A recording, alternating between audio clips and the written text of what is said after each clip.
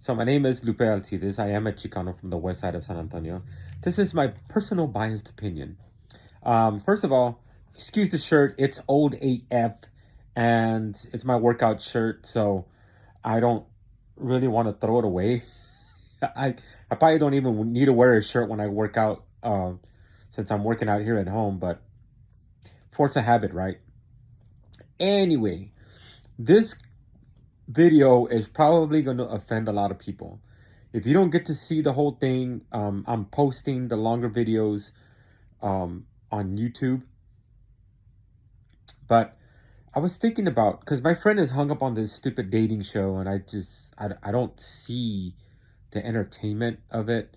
But I think a lot of stuff, right? And I think one of the problems that people have is people cheat on each other, right? Why do people cheat on each other? Because y'all don't learn how to talk to each other.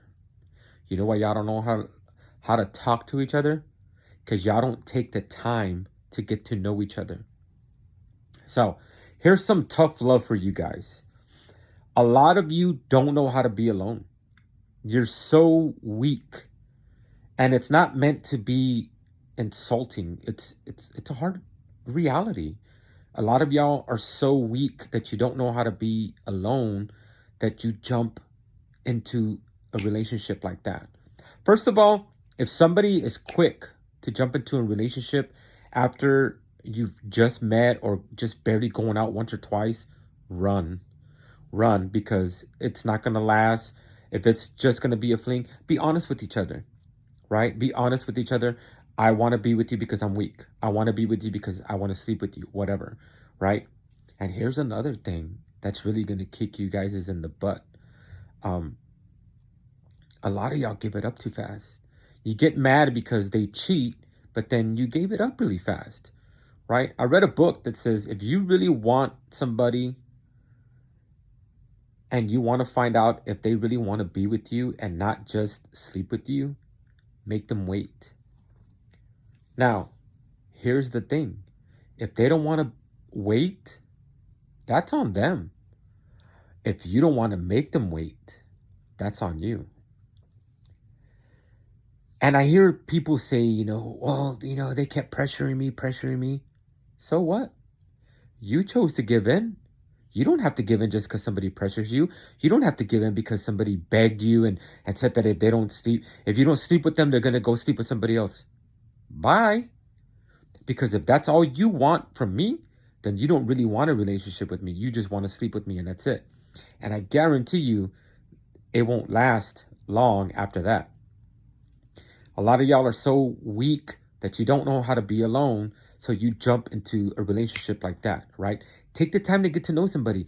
Actually, what you should be doing is focusing on yourself, because loneliness is a negative emotion, right? You need to find out why you're lonely. Why can't you be okay being single? Why can't you be okay being by yourself? Deal with those issues first, right? If you have trust issues, deal with those issues.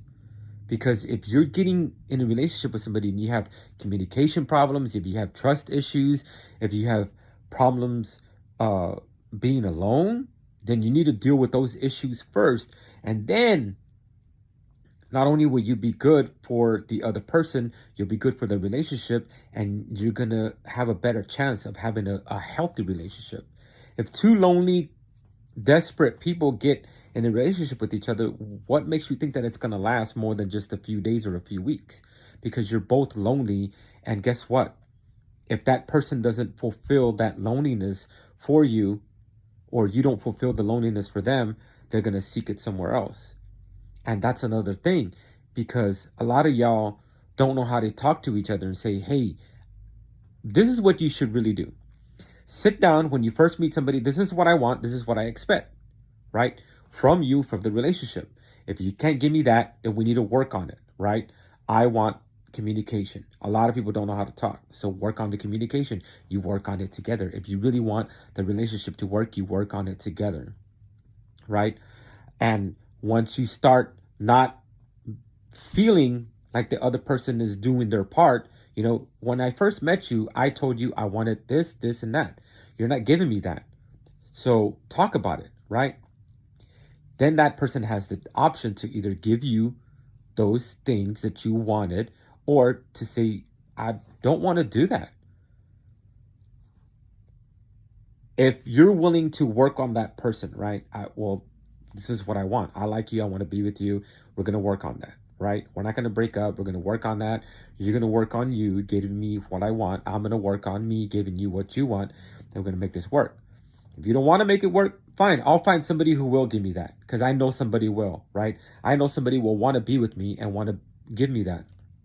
There's a lot of people that think that because they get cheated on, that it's them. It's not them. It's both of you. It's you for not giving them what they wanted, but it's also them for not talking to you, saying, hey, you're not giving me what I want. It a lot of times it's not even about the sex. It's about the intimacy. It's about the attention that the other person is giving them. Talk about it, right? I'm just not in the mood. I work too much. I don't feel attractive. Whatever the issue is, just talk about it to each other. And if you're in a healthy relationship, you work on those issues together, right? It's not a one-sided relationship. It's both people doing it together. And you work on it. You talk about it. You communicate, right? A lot of people think that communication is me telling you what I want, you doing it, right? It's not just me giving you the message, it's you receiving it. If I have a closed mind and I'm thinking negative, oh, here she goes again, I'm not really listening, right? And a lot of people get mad as, oh, you're not listening to me. Think about that. If they're not listening to you, instead of acting like a jerk saying, you're not listening to me, you're just being a jerk. Actually, you're the one that's being the jerk because you're not trying to find out why aren't they, instead of attacking them, it's like, okay, I feel like you're not listening to me. So what's the problem?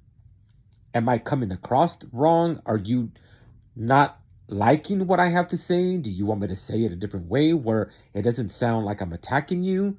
Because when we first met, we put all this stuff on the table and I'm doing my part. Now I need you to do your part, right?